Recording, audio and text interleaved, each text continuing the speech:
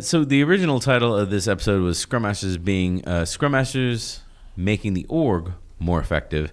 I think the better explanation of the episode is gluing your teams together, integrating your teams. I think that the better, like, maybe it still is Scrum Masters making the org more effective with a tiny like parentheses under it, subscript that says how integrating teams is hard, because like even large organizations have an absolutely terrible time integrating their teams and getting their teams to work together.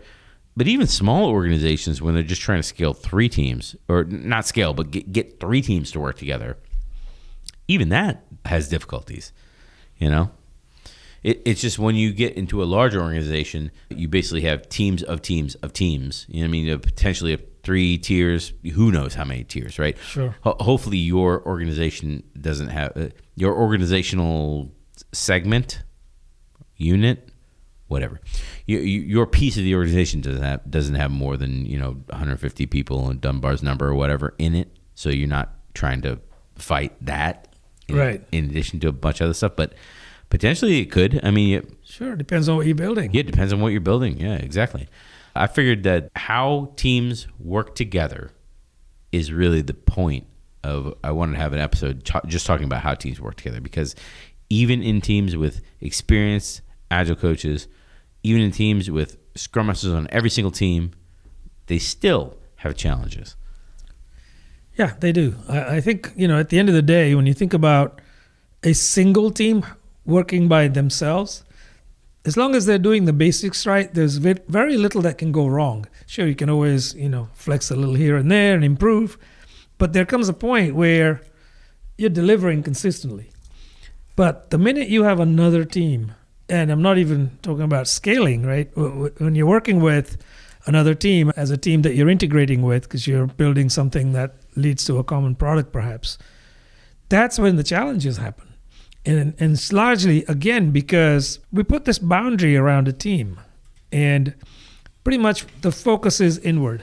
So when the team members think about their team, they don't go beyond the team, right? They say, well, this is our team, this impacts us, everything else is not our problem. The other team does the same thing. And that's where the problem lies. And then what compounds the issue is churn, right? You have churn, you're going to lose people, and along with those guys or girls, what you lose is all that domain knowledge. Mm-hmm. So how do you integrate well as a business, because assuming you're working in teams, how do you do that? Yes, several different things have been tried. People have tried to do things like, let's just do a scale. Let's scale up people, and we'll call people in after the daily scrum to a pseudo scrum or a scaled scrum or something like that. And if you go by the book, typically it's been the scrum master who attends that. Sometimes they send somebody else, and they're encouraged to basically rotate the role. That seldom happens in real life. Yeah. And when it does happen, the developer or the tester or the BA that's been nominated to represent the team up to the scaled level, they really aren't willing to do it. They do it because, they do it under protest, I guess, right? And sometimes it's silent protest. You're telling me to do it, I'll do it. I'll go there, I'll sit. I'm multitasking anyway. It's 15 minutes, I can manage that. Mm-hmm. It's paying lip service to the whole structure, I feel. Because they're not best equipped to represent your team necessarily. Sometimes they are, but most times they're not. Yeah. And they're also, because here you have, in that scaled meeting, you have leadership present. And some team members don't feel comfortable, I'd say most, speaking up about issues that they have on their team, because they're going to get questions asked. Like, what have you done to solve this? And they're like, I don't know, I was just told to come here. Yeah, so I think there are many areas where this whole model falls down. And we're talking about teams sending representatives to the daily scrum. But you have other teams that are also there, and the same thing applies to them as well, right? So the problem gets magnified. Likewise, top down, you have leadership that come there, and chances are they're double booked at that time, so they show up for the first 5 minutes, listen in. As long as there's nothing on, hopefully there's a board of some kind. As long as there's nothing pressing on the board, the house is not on fire, they're going to leave. So all of this to say that it's an opportunity for the teams to integrate well, but in practice, it doesn't work well. Yeah. So what I heard out of that discussion was disengaged leadership, in no order. Yeah. Disengaged leadership, right? I heard people who are there because they're just ticking a box, and it's a disengaged integration team members, right? Or integrating team members. Yep. And I heard you're basically going through the motion, organizationally going through the motions, because the purpose of having those scaled level team meetings is to get your teams communicating and working together. I would say dual purpose. Two. Where's the camera? This way. Two purposes. Get your teams working, communicating on a regular basis, and working together. Right. So the I don't use the word synergy very much on the podcast because I hate that word. But you got everyone together. You might as well get synergy from what one team is doing. It should help another. Okay. So on a previous podcast, so we kind of outlined all the problems already. Right. We kind of touched on everything we want to talk about all in one right now. So on that's the agenda. That's the agenda. Yeah, we kind of laid out the agenda. Yeah. Like how are we going to solve these problems? Every organization has these problems. Every organization I've been at has these problems. Yep. Whether they solve them or not, that's a question of willpower. I think the first thing, I agree fully that every organization has these problems, right? But some organizations acknowledge that they have the problems. Some don't. They just, like you said, they go through the motions. We're fine. We're doing all these things. Look, we're agile. Right. And unfortunately, they're doing just that, is going through the motions. We bought Jira. We're agile. Yeah, there you go. Right. What's the problem? We bought Jira. We did, and now we're using Jira and estimating everything in fractional story points. We bought Jira. We are agile now. Yeah, that's the way it works, right? That's right. Crikey. Oh my, yeah. So I think the astute organizations are always looking at how effective their practices are, right? So they look at these kinds of meetings and things like that and figure out the value from there. Are they actually improving? Are they actually getting the value? And then they'll start questioning and breaking this down a little further. I think if that's the first step, is to recognize that it's not working for you, right? Or it could be working better. Maybe it is working a little bit, but it could be working better. Yeah. So I think that if we start there, we can now think about what are some of the things that teams can do. You have various levels at which teams communicate. You have perhaps the BA from team A needs to liaise with the BA from team B. Mm-hmm. Certainly the tech leads will be speaking with one another. The developers may also need to, right? So I think there's various levels. I also think that leadership will come in at any of these levels and muddy the waters oftentimes. Sure. And unfortunately, we started by saying that how can the Scrum Masters help this whole situation? So one of the things they can do is to keep those leaders at bay, right? Give them what they're looking for. And typically it's a quick pain point that you're trying to solve for them because they have to report up to their leadership something. Usually fits on a single slide. So give them those things and don't let them talk to your teams necessarily because they're just going to muddy the waters, as I say. That's a need of I realize I'm stopping the flow right now, but I hate to do that because occasionally I'll watch an editing and I'll be like, God, I hate that I stopped the flow of where you're going with that. I think what you really mean in that assertion of where the Scrum Master can kind of get leadership off the back of the individual team. I think the real issue there is that somebody from outside the team, it happened to be leadership, but it could have been anyone. It happened to be leadership, but someone from outside the team needed something, and the Scrum Master kind of intercepted and deflected that by getting in front of it. And you can really only get that if you're a Scrum Master. Maybe teams are effective at getting that when the Scrum Master is like part-time, when developers is doing it. Not in my experience. Like a developer doing it part-time has a very difficult time deflecting leadership for sure. Off of your team. You really need a full-time person to kind of do that. And I'm trying to, the last episode was more about operating without it. Episode 44 was really all about not having a Scrum Master in the paradigm and trying to operate as a product person without a Scrum Master and trying to do the best you can. So people can watch episode 44. Maybe if I'm maybe if I'm feeling gracious in the editing, I'll add a card for 44 in this discussion, or a link for 44 in this discussion. But I started by saying like how Scrum Masters can make the integration more effective. But I think I almost want to broaden the term of this particular episode to just talk about how teams can integrate with one another and kind of leave Scrum Master off of the table for a second. But I will say, the Scrum Master is the person who is the grease that makes the whole machine work efficiently in this case. I do have to say, in all the topics we're about to talk about, not having a Scrum Master is going to make it infinitely more difficult. Absolutely. And the more people you add in the organization and the more teams that you try to scale, the more wheels, the more cogs that you try to get to run together to scale, to get, the more painful this is going to be, because all this work is going to fall on developers. Yes.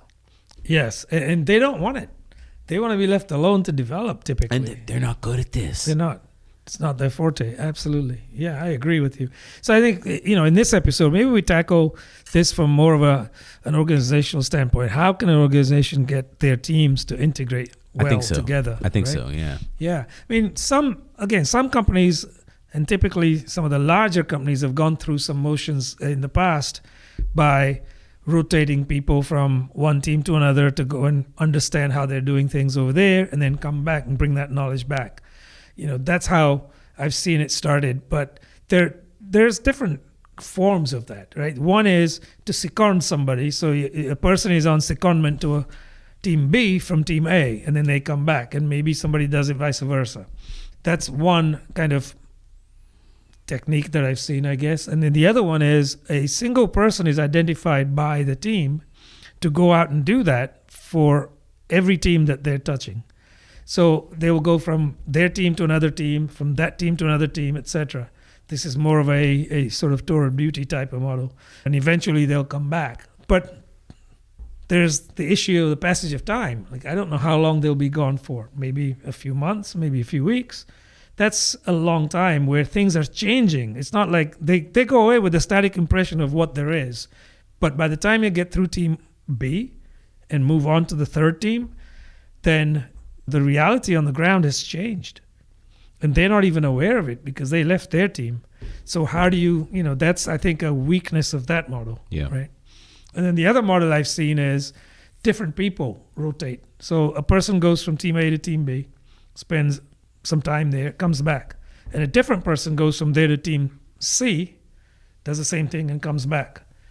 And there's pros and cons to that as well, right? Mm-hmm. Because now you still have siloism going on within your own team because only one person has knowledge of that other team. Mm-hmm. And overarching across all of that is churn, right? When you have churn, you have issues, and it just really, really messes things up. Yeah. Because, well, in all of these, I'm assuming that your team is at a certain stage, a certain Tuckman stage. You know what I mean? Like you really can't, not to mess with psychological or organizational psychology, but too much in this podcast, but not to mess with too many different concepts because people might be turned off by that. But you got Tuckman's model. Your team needs to evolve basically to a certain state, and I think your team probably needs to evolve to a certain state for you to enter Maslow's pyramid, where you need to where you need to make sure that you've got the rain isn't hitting you on the head, because when you're out and the rain is hitting you on the head and there's lightning striking around you, like the only thing you can care about is trying to find some shelter. You can't worry about, am I bringing my best self to work? You my really full can't, self? You really can't worry about that. All I want to bring is an umbrella. Yeah, when you're getting worried about getting, eaten by a bobcat or something, like you can't. It's not time to worry about that. So, the corporate equivalent thereof is getting chewed out by some manager because you didn't, didn't hit some arbitrary deadline or some nonsense like that. The integration between teams, to stop my rant for a second. I don't know why. Like, my rants are entertaining. So I started this podcast. Before we started the podcast, I was going on and on and on about the General McChrystal's Team of Teams book, because I'm reading that now. And I thought it had been a while since I read it, but actually, like, since I've been reading it, I was like, oh, actually, I think I mistook this book for something else, and I don't think I ever actually read this book, because I'm reading it now. And in the book, they have a story about taking individuals from teams and embedding them into other teams. So, for example, they'll take a Navy SEAL and they'll embed them with a Ranger unit, and at the same time, they'll take a Ranger and embed them with a Navy SEAL unit, and they'll leave them in the unit for 6 months. And what they find why they do that is after that time, when they take the Ranger out of the SEAL unit, they'll find afterwards the SEAL unit, whenever they need to interface with the Rangers, they assume that the Ranger that was embedded with them is representative of all the Rangers. So that's the way they basically look at their counterparts in the other services, basically. Yeah, it's like a persona, right? Correct. The Ranger persona. Yes. Yeah. In that case. Yeah. So they're doing that to two things when they're doing that. They're doing that to increase awareness, understanding awareness, that kind of stuff. But they're also doing that to break down the normal human concept of us versus them. It's a way to shortcut hotwire, haywire. I don't know, whatever. that normal human bias of we're awesome and everybody else sucks. So it's a shortcut to get past that, which is really cool.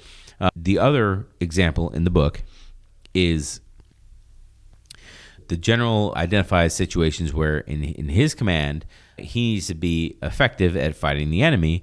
So he says, well, in order to be effective, I need to get along with all these other individual groups all around the world, whether they're CIA that are analyzing intelligence, or whether they're embassies in specific countries that only care about that, relations with that specific country, or whatever they are, or military operations, whatever it is.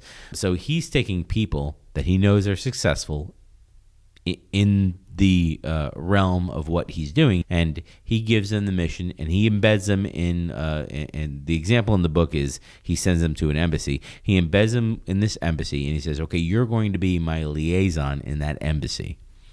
And your goal is to establish deep trust and relationship with the people in that embassy. That's the goal that he gives them.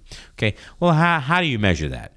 Right? That would be the first corporate America thing to pick at. Well, how do you measure that? Yeah, because they're all after the ROI on doing this. Well, right? There's no ROI in embedding somebody and having them. The example in the book is that the person gets there and they're kind of viewed as an outsider and like, oh, well, this person is just going to be reporting back to their people what we're doing, so we're not really going to give them access, and we're going to stick them in a broom closet. They're not really going to have an office because we don't want to give up any of our prime office space or any of our nice window offices. We're not going to give that stuff up. So this person basically, they have a positive attitude about the situation they're in, which I would expect that's what you can control. So you should have a positive attitude about what you can control. And they're there. They establish relationships. They're like, hey, let me take the trash out for you. I see you have issues. They find out what people like. They find out that some people like Chick-fil-A sandwiches. That's the example in the book. So that they make sure that they can, in whatever random country this person's in, that they ask for some people to bring in on planes and stuff some Chick-fil-A sandwiches, and they make sure this person can get what they want. And that's how they build relationships. They build camaraderie. You know what I mean? And they build trust by just kind of helping out and doing whatever needs to be done in between the seams of normal work, right? And then when an actual need arises, like, oh, do you know anything about, again, this is in the book, they're talking about fighting Al-Qaeda. So when the situation arises where, oh, do you know anything about my country that I'm embedded in, where I'm in the embassy? Al-Qaeda has become a problem for us. Do you know anything about potentially counteracting this issue for us? And they're like, oh, well, actually, this individual in the book that they use the example of, they were actually an on-the-ground fighter in Iraq fighting Al-Qaeda, and then they moved to this. So he's like, oh, actually, I do know something about this situation. So they make a call. They know the right people to call because the right people are the people that assign them to this posting. Mm-hmm. And then they become very effective at connecting the posting to the larger operational network. I was reading this example, and in my brain, I totally was thinking, this is the purpose of the Scrum Master. Like this is the Scrum Master's job on the team should be, hey, I'm getting the Scrum Master. You have all the work that you do for the team, to the team, for the team. Mm-hmm. But then when you're part of a program, like let's say if you have a company that's just one company, one team, one development team, then the Scrum Master job is very straightforward. Sure. But when you start adding teams that have their own Scrum Masters, even if you don't have any permanent role Scrum Masters and the Scrum Masters are developers on each team, the purpose of the Scrum Master at the time then becomes establish deep trust and relationships with the other teams that exist in your program, product, whatever project, I guess, you could say that too. So this example in my brain went straight to, this is the purpose for deploying Scrum Masters. Do whatever you can in the organization. Embed yourself talk to leaders, sit in their office, ask them for 15 minutes on Zoom or whatever you use. Just connect with them. Don't talk about work. Talk about whatever you want. I think under the guise of building trust, yeah. You're absolutely correct. I mean, Scrum Master does all of those things and then some, right? I think as far as making sure that there's some liberty within the team to integrate with other teams, right? The Scrum Master must be empowered to do that by the leadership. So there's a certain onus on the leadership to recognize that and say, I'm not looking for productivity or just efficiency and utilization from your team. I'm also looking for effectiveness. Yeah. And how are you working well together as teams? Yeah. Well, again, like I go back to, there's no way to measure, are you building strong trust and relationships with other teams? Like you can't measure that organizationally. No. So I went on that tangent to tell that story of the person collecting trash and delivering fast food because it's to the benefit of any software development team to have somebody who's responsible for curating those relationships with other teams. Because most software development teams that I've worked with in the past, they're part of an effort, a larger effort. The most relevant example I can give to what I'm talking about right now is when I have multiple teams that are working out of the same backlog, that are working on the same, let's say we're working on the same feature, feature epic, whatever, / whatever, depending on what system we're working on. We're all working and producing stories that deliver into the same feature, right? Let's say, for example, you have like 3 teams. Where's the camera? 3 teams. That's the German 3. Our product person pulls down a feature, and that feature has several stories. But the idea is I want to get that feature out as fast as possible. So I want to deliver all the stories in one sprint together, right? So the idea is, again, assuming you don't have dependencies, I'm going to split them all up, and I'll have 3 different teams deliver all these features for this, all these stories for this feature all at once, and then push it all out. Well, like, from being on teams, like those individual engineers working on those features, they're going to have to talk to each other. Absolutely. Oh, like a lot, daily. Okay? So in that specific example, probably what you'll have is each individual team will have their own daily Scrum. They'll have their own Scrum in the day where they talk about, okay, I did this for this feature. This is working. This is not working. Here's my plan. Okay, I'm going to, I'll look at it with you, that kind of stuff. Like the stuff that happens with a team. And then those 3 teams are going to need to have a scale daily Scrum together because they're all delivering the same feature. They're going to have problems, they're going to have challenges, things to overcome every single day. So, like, this is where companies have problems. Like, small companies, large companies, it doesn't matter. Every single company has a problem integrating in a situation I'm talking about right now. Yeah, no, you're absolutely correct there. They certainly do. And, just to reiterate what I was saying earlier, a lot of companies don't even recognize they have a problem because they're simply going through the motions of doing these events. And they say, yeah, we're doing fine. We're doing Agile. They don't understand the potential. They struggle, but the struggle becomes the status quo. This is as best as we can be. So if they recognize that, then there are things they can do, right? some of the things that I alluded to earlier, but there are other things they can do as well. General McChrystal has written another book, which I haven't read yet. It's a kind of sequel or the next book, I guess, to Team of Teams. Yeah. So I'd like to find out what else he has to say about this, right? But the older model was that a single person was asked to go to another team, spend some time with them, and come back. And bring somebody with them that can spend some time with your team. That was the older model. And that model is still pervasive, and there's value to that. It's not like it just completely doesn't work. I think it depends on how tightly integrated the product is that they are working on.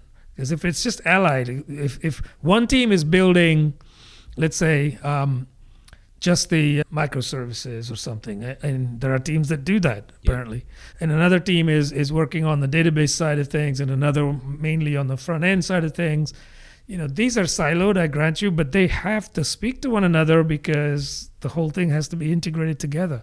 And so in those kinds of scenarios, what I've seen happen on a couple of the teams I was on is we would send somebody to another team, not for the whole sprint, but they would go and sit with them in their planning. They would go and sit with them when they're having their technical discussions. And they would bring back to our team issues like they cannot proceed testing something until we deliver the full payload. So how do you solve that? Those kinds of things. So younger teams, when I say younger, I mean like experience-wise, they would say, well, you have to wait till we finish this before you can test that. Yeah. And other teams would say, well, why don't we just stub everything out and we're just working on this little piece, this sprint. So we'll send the whole payload, ignore everything except this little piece. You can still test it. Mm-hmm. So you can do all your testing in the front end, but recognize that other than what we are delivering, everything else will not work, but you know that, right? And the next sprint, we're going to give you a little more and a little more. So that's just an example of one of the ways in which communication and integration across teams can be helpful. Another one where we're talking about building trust and rapport. So I thought about team members. Typically it's been the BAs or somebody like that working with other teams' BAs and also with the business SMEs in a UAT/BAT type of situation, right? They have to work with the business. They have, this is not the product owners necessarily. This is representation from the end users. Yeah. So if you're building a global product, it could be team members from different territories in the world, whereas the requirements, etc., you're just dealing with your product owner or owners. There's a lot of trust building to be done. Mm-hmm. You come from a team, so a natural tendency for you is to say, we've built exactly what you said you wanted, right? Whereas, again, the right thing perhaps to do would be to listen and say, yeah, let me go back to my team with that. Or how can we make this work? Let's have a compromise kind of discussion. So I think there's a lot to be gained by having teams go from one team to another. The form it takes varies, from team to team. Yeah. I had that on my list too. In recruiting, what I've observed from recruiters, the story I told you before we started the podcast, was I had a non-technical recruiter go over and work for the technical wing. Somebody who normally would interview and hire like factory workers or warehouse workers and stuff like that would go over to the IT technical side to work with software engineers and work with project managers, stuff like that, for a period of time. It wasn't a small period of time. It was months. You know what I mean? It was like 3 or 4 months. And then they would embed themselves with that team, and then eventually, when the time lapsed, they would go back to their original team. Now with a understanding of what the other team goes through and who the personalities are and how they interface, and even though this is a recruiting organization, so they had standards and SLAs and stuff like that, but for the other side of the organization, they either their standards and procedures were slightly modified, or the enforcement of those standards and procedures was a little bit different on the other side, and that was also an experience. Because on the other side of the recruiting spectrum, their management cared about different things. Sure. So the standard was enforced differently, which you wouldn't expect coming from this scientific method Taylorism background. You would expect the standard to be applied equally throughout any large organization is going to tell you that, the standard should be any HR organization. The standard should be applied equally, regardless of which department. Yeah, sure, buddy. Like, yeah, great.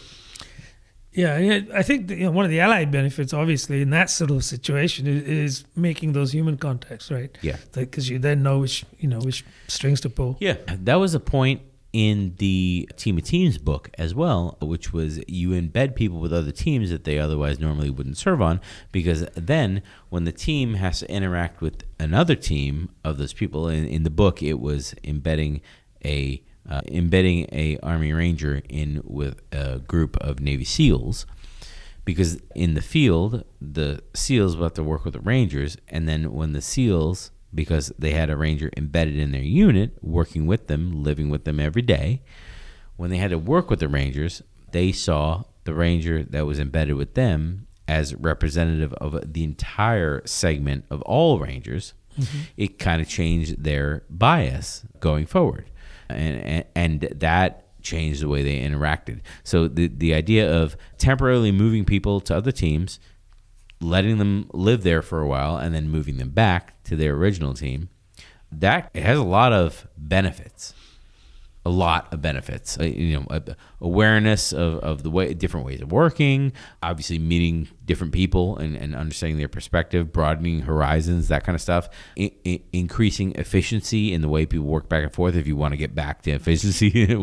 But in all honesty, the biggest benefit to giving your people a sabbatical to go explore other teams, generally speaking, because in the traditional command and control way of thinking, like they're basically coming, you're still paying for them, they're on your budget. Yes. But they're not producing anything for you. They're working at a different factory. So like, why would I pay? Oh my goodness, why would I pay for something?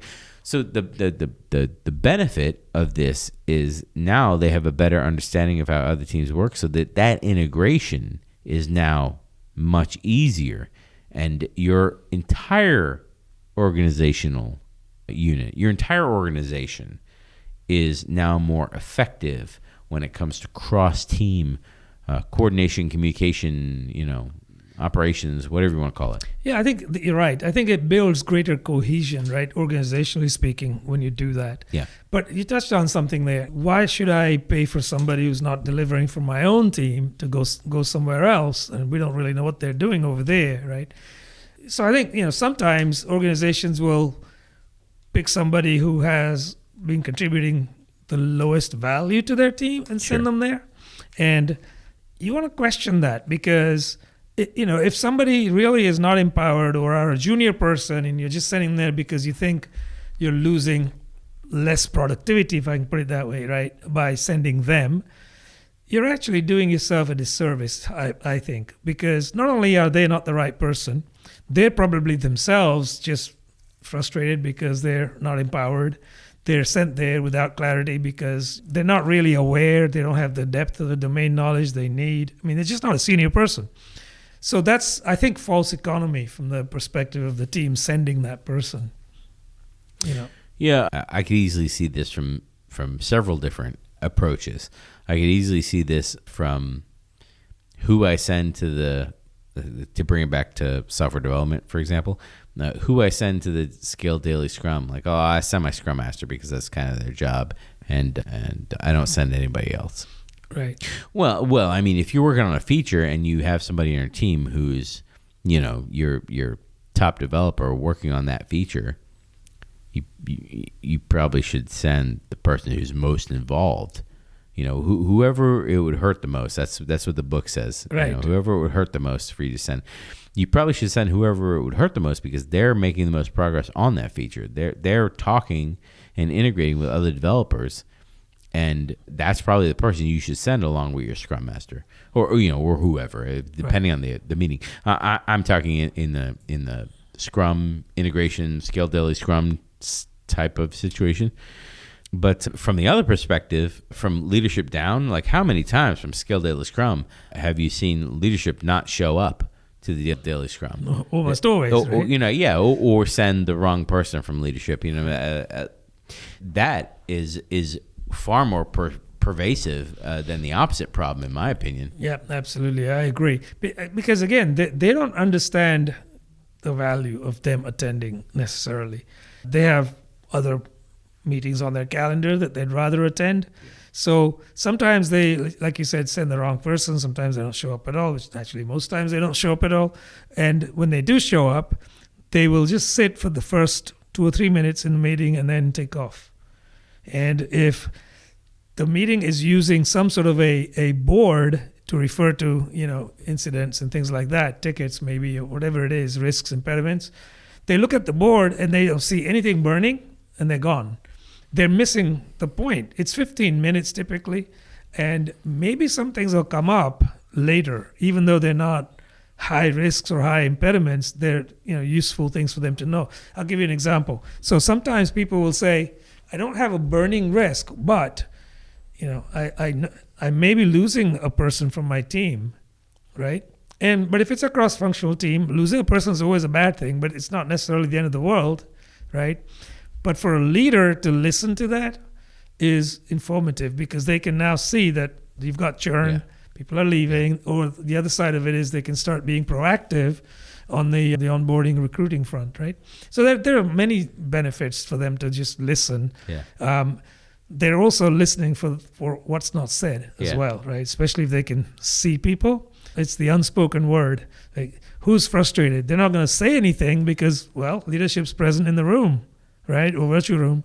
But you can see the body language. You can tell by their intonations. There's a lot to be gained. There's a lot. Yeah, there's a lot. I want to talk about the normal Scrum events and how they can be scaled effectively.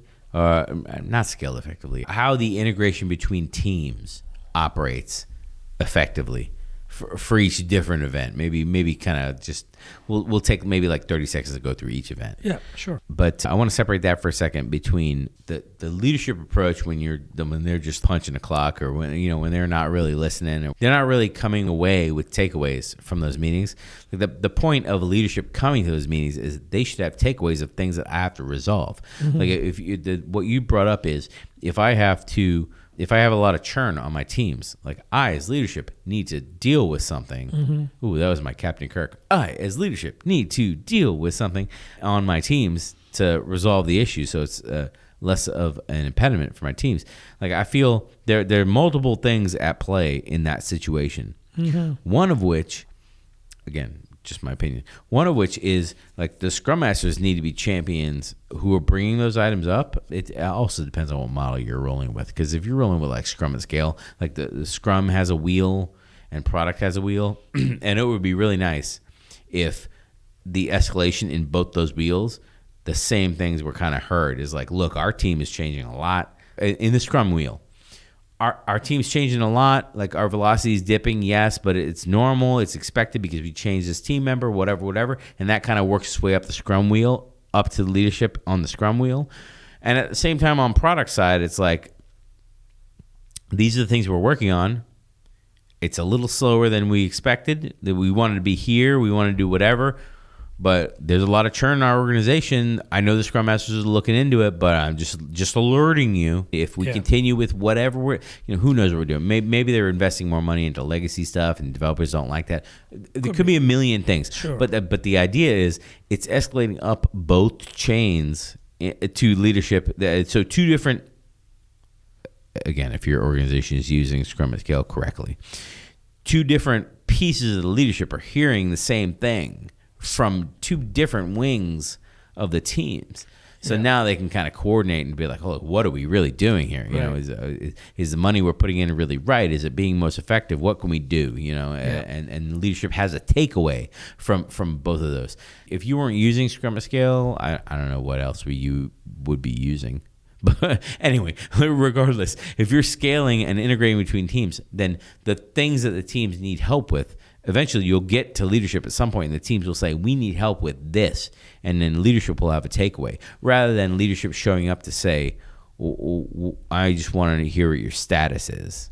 Yeah, exactly. Right. No, you're absolutely correct in saying that. So one of the things I can share is last time I worked in that model, the Scrum at scale, I didn't have the two sides. I mean, yes, the two sides exist as far as the roles are concerned, but for the meeting with, I believe, the executive action team meeting, we had representation from the product side as well, as well as the other side of the Venn diagram. Yeah.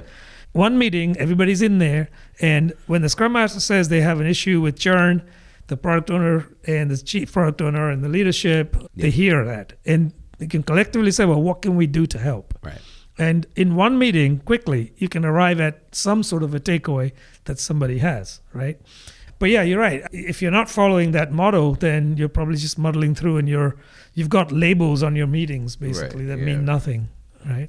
That's unfortunately all too prevalent out there. People use terms interchangeably, which is an issue. Scrum at scale, Scrum of Scrums. It's just a meeting, right? We call it whatever we want. Yeah. And I mean, just to go back to the earlier point, people say they're doing well because they are rotating whoever comes. Mm-hmm. But whoever comes isn't saying anything. They're not bringing anything back to the team. So how effective are you being, really? Yeah. But you're checking a box that we have this meeting. Yeah. I think I touched on it, and then I backed off because we went down a different avenue. But the at those meetings, it's the leadership opportunity to engage with system thinking to solve problems. Because theoretically, by the time you get to be the leadership representative, at whatever point you're engaged, like the example I gave before was 3 teams together. Yep. Are scaling, and then at the point where you have 3 teams together scaling, maybe all you need to do is each of the 3 teams will have their own individual daily scrum, and then each of those teams will send 2 people to one scale daily scrum, and then a representative leadership will come to that. Now you have a meeting with 7 people, basically, scale daily scrum.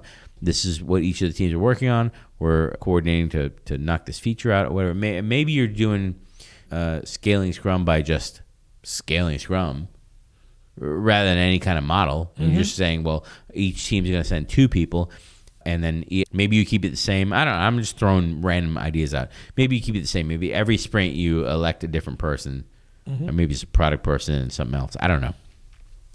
But every team has somebody that joins this scaled daily scrum, right? This scrum of this team of teams scrum, right?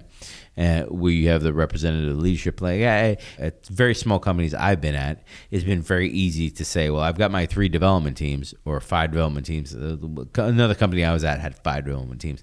5 development teams. We'll talk through all of our 5 development teams, and then each one of them will have 1 rep. Some of the teams had shared scrum masters, so it was actually a lot easier than what I'm talking about. And then we'll get through all the morning scrums first thing in the morning, right? And then at about 10 or 11 o'clock or whatever, we'll have a scaled daily scrum with the CEO, and I think head of sales was in that too. There was a couple of people. Operations, I think operations was in that too, and we'll kind of just recap. Sure. It's pretty quick. Here's a recap.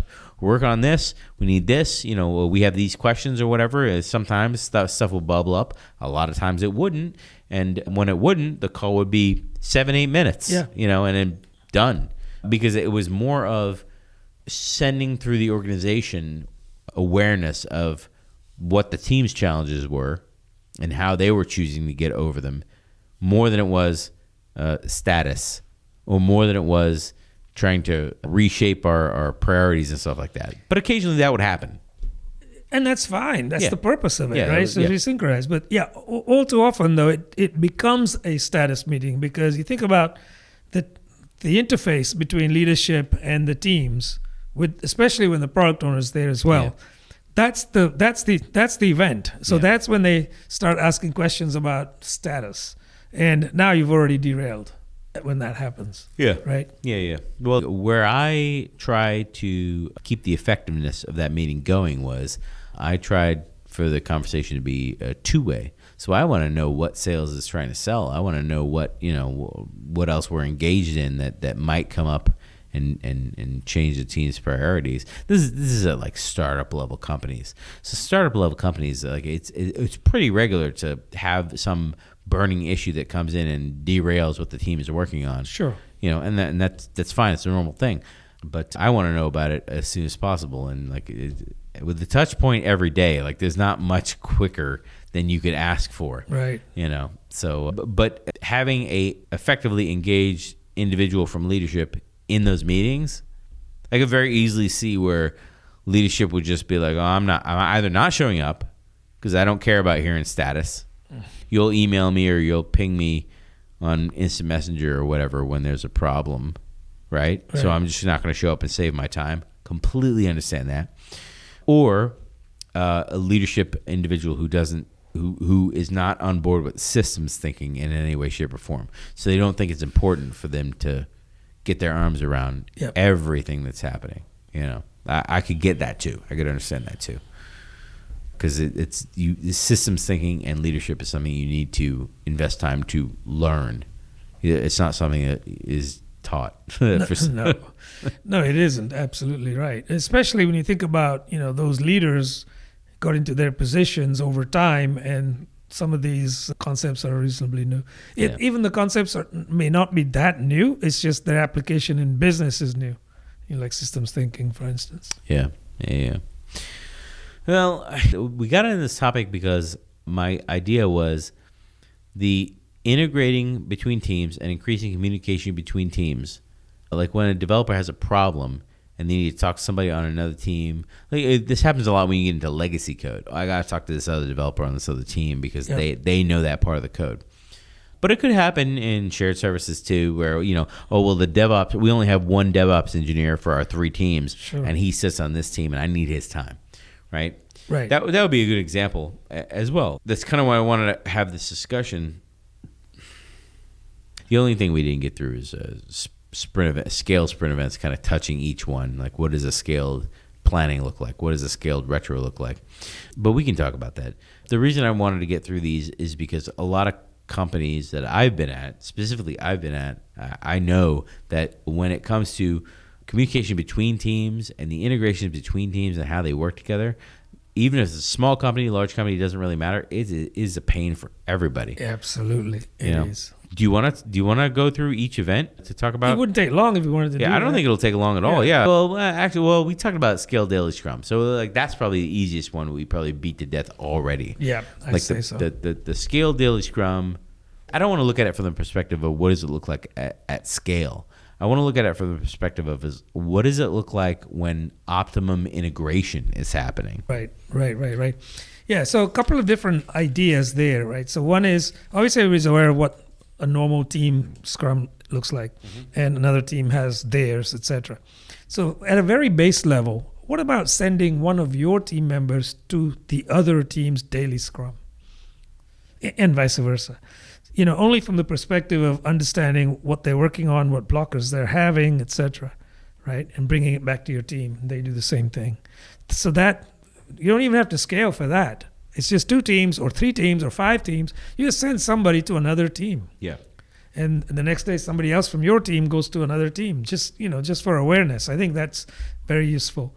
If you then go up to the scaled type of a scenario, I want to go right back to what the general was saying in his book, right? Send somebody that it's going to hurt you to send them because they're of value. They're not just somebody who's the lowest common denominator on your team. Right. So they won't be checking a box, first of all. Typically, it tends to be like a tech lead or somebody like that who has a better understanding holistically of the whole system or the product that's being built. And they're also empowered. So maybe that would be something, but I wouldn't want to limit it to that. I'd want to send other people. So rotation is probably a good thing here. But as far as representing the team, yes, your team has to be in your daily. But why limit it to developers? Why not have your tester sit in a daily Scrum for another team, right? Just to hear things. And they're just another team member. I mean, it's just a hat they're wearing. At the end of the day, everybody's a part of the development team, according to the new Scrum guide. Yes. So it doesn't have to be a tester or a tech lead. No, it can be anybody, right? I think that's a good start. What do you think? It makes a lot of sense to me. I want to move straight along to the next event of planning. I think out of all these scaled where integration is important events, I think planning is probably the most technically complicated out of all of them. Like in my mind, I see the retro as the easiest and the sprint review as the next easiest. I kind of see the planning as, I don't know, planning is either the most complicated but I also see the scaled daily Scrum as probably the most complicated event because that's the one that people check out of quickly. They just check out of it and they just write it off, and they don't want to be part of it anymore because they don't feel that it's effective to them.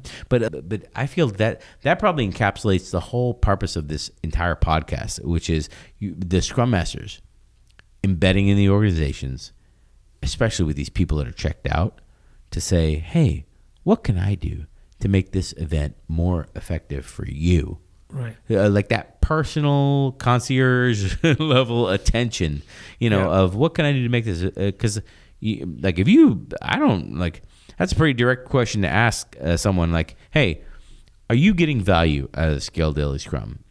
And if not, what can I do to get you more value out of that meeting? Excellent. Yeah, I think that's an excellent point. I really do. I kind of concur with that the Scale Daily is probably one of the most complicated or complex events here. Yeah, it's the shortest one. That's so weird because it's the shortest one too. Yeah. Because I feel like the sprint planning, the integrated sprint planning, if you want to call it that, doesn't necessarily have to be technically challenging, especially if the teams are developing out of the same backlog. If they're working out of the same backlog, the thing you want to make sure is that the product owners of the team, if there's multiple, it's easier, of course, if there's one. But those product owners synchronize with one another as far as what the priorities are. And the messaging back to each product owner's team has to be consistent. Like, this is the order. It's not the order for team A and another product owner is saying this is the order for team B. That's disastrous. Right. So as long as people can see that, I think you're going to be fine. Yeah. And here, what we can suggest is before that sprint planning event happens, you have almost like a refinement or prioritization session together with a limited audience to see at a higher level what features are important. Right. So with the team, you're actually just here's the order of work that's been already laid out. Now let's go through that to see if there's any dependencies. What of that order can be picked up by the 2 teams or 3 teams, right? Whatever it is. So I think that event is easier, but the Scale Daily tends to be more challenging because you've got 2 aspects. You've got the bottom up from the teams, and you've got the top down from leadership. And then allied, right? Allied would be operations, production support, to your point, right? Sales. These are allied to the teams. Yeah. So when you have representation from all of those, making sure that you're still doing the right thing at all times, that's where the person who's facilitating the event really needs to be laser focused on. I kind of say that like the Daily Scrum, scaling that with a bunch of teams, and because of the different tiers, because of the different tier levels, because once you get a certain number of teams, then you need to tier it up to you know what I mean? Like you can't just do 15 teams on one call. It's not going to work. That's right. So that's where all the complexity in this is. I think when you get to the planning, the planning could be one of the easier events because here's kind of my take on sprint planning in general, like a single team sprint planning. If the product owner has done their homework and their their pre-work, homework, whatever you want to call it, to a certain point, that's a very easy event. You're basically taking stuff out of the product backlog, looking over it, being like, oh yeah, this works. Yeah, we can do this. This doesn't connect to any dependencies. This doesn't connect to other teams. This is like the easiest implementation of work is I don't have to talk to anybody else. I know exactly what happens.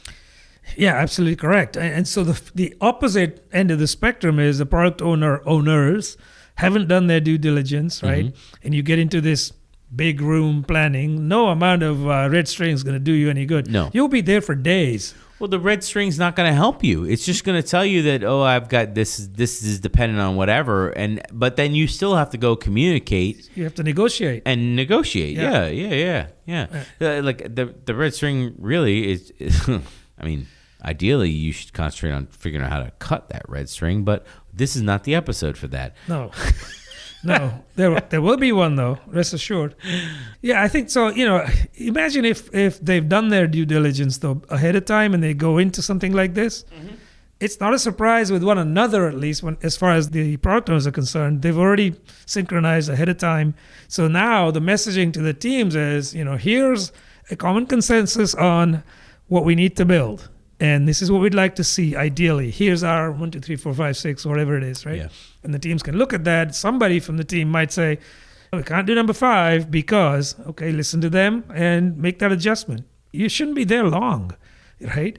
Which is why not in that big room planning kind of model, but in other models, I'm suggesting you break up the sprint planning event when you have multiple teams involved and have a pre-event, whatever you want to call it. Some teams call it pre-refinement or whatever it is. And in that, just the product owners with the BAs and perhaps tech leads, just go over it and have a discussion and say, what do we think about doing it this way? And back it goes to and fro. And the end result is a consensus on what is to be built. And that's going into the sprint planning. If you have that, I think you'll have an easier time. So a smaller team that kind of hits the list first and kind of figures out, I think my team might be able to do whatever. And then you bring it back, and then you have your normal sprint planning with your team level, and then kind of move forward. Yeah, but still be open to their suggestions and moving things around because you don't think of everything. Well, you're not. I mean, in the middle of your planning, you might have to go get somebody from another team. Sure. I mean, that's the point of having your cadence aligned, is that you're still in planning. Go get somebody from another team, bring them over. Oh, that's not what we meant. This is what we meant. Whatever. Yeah. So that pre-event I mentioned would have representation from the POs, not just the one team, right? Yeah. That way, everybody's already agreed. You're not doing this fighting out on what's important in front of the whole team, because that's a waste. Okay. Sprint reviews, the integration that comes from sprint reviews. So I think this is a softball from all the things that we've talked about, because assuming that you have multiple teams working on one feature, multiple teams working on one backlog, my assumption is that you have just one customer for that feature. Well, one or maybe a representative of maybe a couple customers, but they're all similar business roles or whatever, similar customers. But the idea is you've done the hard work of developing a lot of different functionality, and you're releasing it all in one go, but you can kind of bring one customer in the room. And as long as you have reps from each team who can demonstrate functionality, you're basically getting all the different customers that will use a system in one place, so that your representatives from the different teams can demo in one place, and then capture your POs need to be there now, because now you need to get feedback quickly. Sure. That's the tricky part, is capturing the feedback quickly. Yeah, I agree. And I think for some teams, it's also tricky because they're used to showing every little piece of work that they've completed. Yeah. And in an integrated environment, you don't do that. You simply focus on what's most important, what's most relevant, and what do we need feedback on. Show those things and get that feedback. Yeah. So I've seen teams where they show the SQL Management Studio, and they're showing queries and database tables. And I say, the customers don't care about that. Just tell them what it is. If you need to tell them at all, just show them working software. Here it is. This is how it's working. Yeah, there's a couple, shiny edges and a couple of rough edges, but that's fine. Yeah. But show them, get that feedback. But focus on what's relevant, not everything you've done in the sprint. Yeah. Retrospectives. I think we can do a whole episode on how to do a good program level retrospective, which is basically what we're talking about now, but we're not using that terminology so as to not be confusing. But a program, in my experience / opinion, is just a collection of teams up to who knows what level. You know what I mean? Obviously, I would try to cap it at the Dunbar number, so not to be ridiculous, but scaled retrospective. I'm actually very interested in hearing different ways of doing a program level, a scaled type of retrospective, because the integration between teams in a retrospective at that level might be the focus of the retrospective. So you'll have individual teams that come up with individual ideas out of the retrospective, but at a program level retrospective, you're really looking for input on what can we do collectively. Exactly. Which is different than what each individual team can do.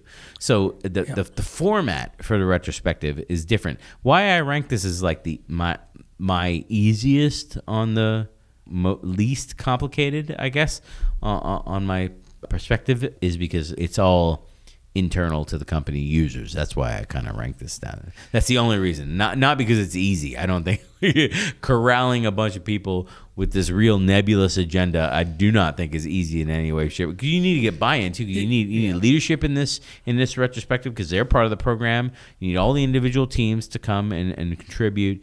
You need everyone to feel free to speak up in front of a large crowd, which is a tall ask. Yeah, it is. Yeah, you also need to make sure that people feel, each team member of every team, feels like it's okay to speak up, right, in front of leadership. Yeah. There's certain things you can do. You can anonymize everybody. So for starters, nobody knows your name. Yeah. You're just simply an icon of some kind or an animal or whatever it is. You just described my whole life right there. Mr. Anonymous. Nobody knows my name. Oh, man. Yeah, I mean, those sorts of things can help, right? But yeah, we can do a full episode on this. I think we can go quite deep on this one.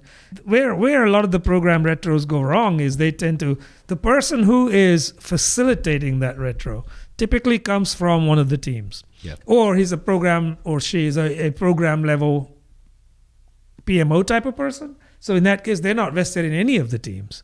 And both of those scenarios are bad, in my opinion, because in the former scenario, the person who is affiliated with a team, they're going to focus more on the issues and observations of their team by simply just thinking through those things and not what the other teams are doing, as well as not focusing, to your point, at the program level. How can we do things better together at the program level as teams rather than individually? Yeah. The PMO level person, all they're doing is they're simply saying, what worked, what didn't, and then they're saying, well, what are you going to do different, right? And that's about it. So for me, it's very hand-offish, and it's almost checking a box for them as well. That's how I've seen it being done. Yeah, we didn't talk about time boxes for any of the scaled level events because obviously the Scrum Guide can't really help us with this because scale level events are going to take a factor more time because there's more people involved. Just to not... So we don't have to recap every single one. I just want to talk about the retrospective for a second, or maybe we should save it for a different episode. I would expect that a scaled retrospective would take, I don't know, a factor of time. I would probably book off a half a day for a very effective scaled retrospective that you really want to distribute to the groups to talk about amongst themselves and then bring back, and then raising the problems you probably could do pretty quickly. But then agreeing on solutions, that will take a very long time. I think you're right. If you're going to let people go in, think about the problems first and then get into the meeting, though, it will take considerably less time than half a day, I suspect. As far as, solutioning, as far as what needs to be done about this, an astute facilitator would simply ask the teams rather than say, here are 4 things we could do. Which one of those 4 do you want to pick? And then you've got people in the audience who say, I'm not bought into any of those 4. Yeah. So you're going to ask them, right? And getting that feedback out of people, that's the art of that facilitator. Right. And how long it takes them to do it. But I still don't think it would go the distance for half a day maybe. But yeah, 2 hours is probably a good start. Yeah. And see if you're running short and maybe bump it up if you need to. I was going to say, I don't think this is a 45-minute activity. No, I don't think so either. I don't think it neatly fits into those phases of a retro that a team level does. Right. Purely because you've got other constituents there, right? You've got other people there. And the flip side of that, or rather the leading side of that going in, making sure that all of the teams are empowered to speak up, that requires deliberate thought. That requires some action. Otherwise, you're going to get silence, and you'll be done in 10 minutes. Well, it requires calling on people, too. It requires expert-level facilitation skills. It does require great facilitation. Or at least moderate level skill. Yeah. Beyond Brian-level facilitation skills, I think. It does require great facilitation skills, for sure. And the ability to stay quiet when you're asking for things. Yeah. When you were talking about someone from a PMO facilitating, I was like, that is not the person I want facilitating this type of session. Not at all. They'd be like, oh, what went wrong in this sprint? Oh, nobody's saying anything. Okay, I guess nothing went wrong. Well, let's move on. That would be what I would That's expect. Typically what happens when a program manager of sorts does that, though, right? Because no team member is going to say, what went wrong is you. Yeah, you.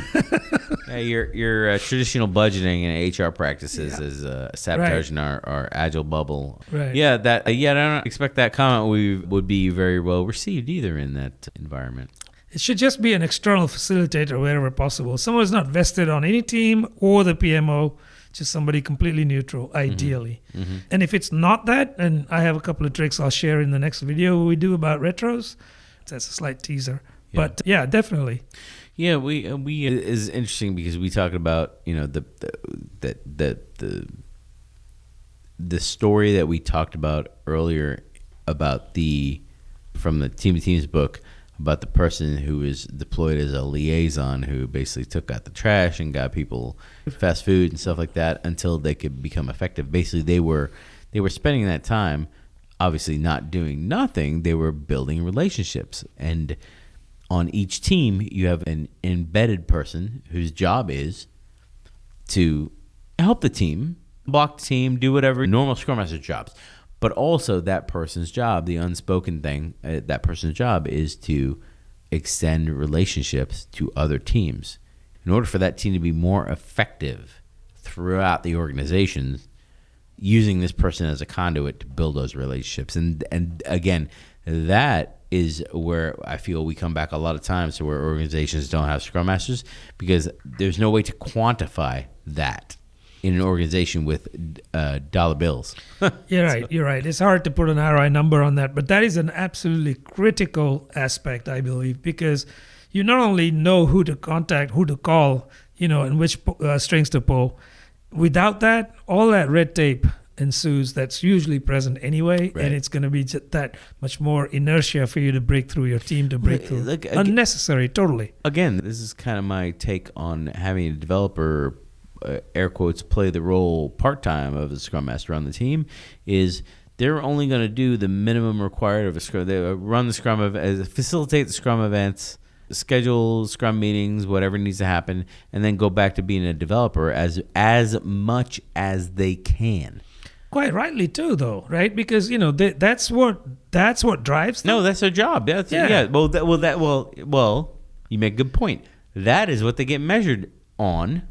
And at organizations that are really bad, that is what their bonus depends on. That's whatever. So yeah, I completely understand it. It's not good. No, it's not. I completely understand it. But then, how do you establish those relationships? You hope that your developers are talking to other developers and establish relationships. Maybe that works. Sometimes they do. I mean, naturally, pretty rare. I mean, naturally it happens, but that's rare. I think you have to be deliberate about it. You hope your product manager is doing it as a pursuit of product managers normally have to talk to other people anyway and coordinate with other people anyway. So maybe you hope that, but like maybe and hope are a lot less of a strategy than deploying a person and being incapable of completely tracking their efficiency while they completely concentrate on making your small unit within the organization more effective in the overall context of the organization. I completely agree. I think that should be looked upon as a cost of doing business. Yeah. You can't put a dollar number on it, but that's an investment. And if every team does it, then it comes out in the wash. Right.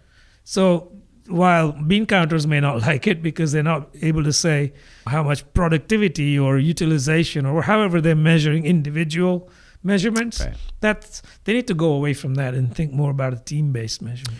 Well, until HR and finance are embedded within the teams and their cost is average over the teams as well, then I don't think you'll have movement on this. Organizationally, managerially, physically, ephemerally. I don't know. Yeah. That paradigm has to change. Those particular job functions have not been forced to transform in the digital era. They're still stuck in the cogs in the factory type of managerial stuff. We'll cover that in the Taylorism episode because there are certain functions of corporate America. But no, it's not just corporate America, because governments operate on this model. Sure. So, I unfairly rule out corporate America, but there are certain job functions that are still they're still stuck in previous century practices of management. They have not transformed yet because they've come along a lot slower than other particular roles.